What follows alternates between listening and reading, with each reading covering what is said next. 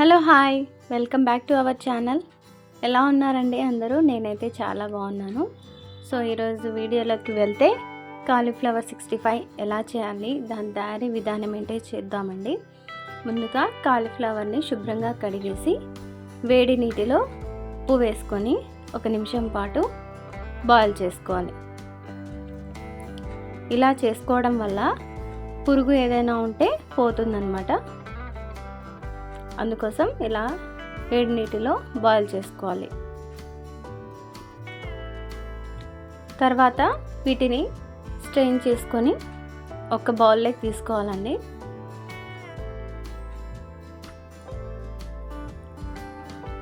బౌల్లోకి తీసుకున్న తర్వాత కాసేపు చల్లారనిద్దాం.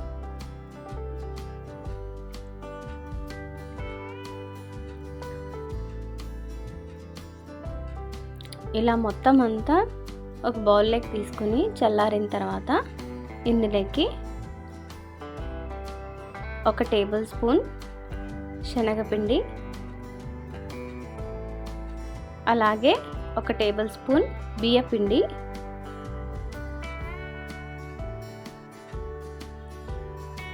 అలాగే 1 టేబుల్ స్పూన్ కార్న్ఫ్లోర్, అలాగే కారం తగినంత. మీకు ఎంత స్పైసీ కావాలంటే అంత స్పైసీ వేసుకోండి.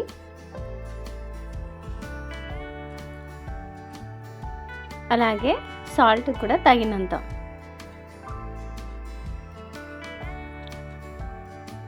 అన్నీ వేసుకొని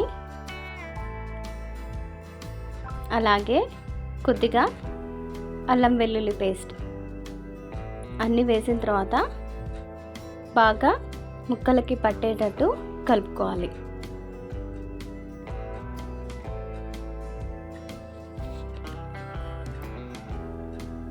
ఇలా చేత్తో అన్ని పీసెస్కి పట్టేలాగా బాగా కలుపుకోవాలండి.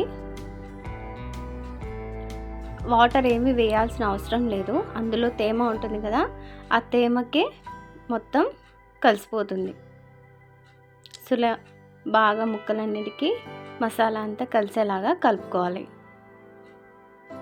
తర్వాత ఆయిల్ పెట్టుకొని ఆయిల్ వేడైన తర్వాత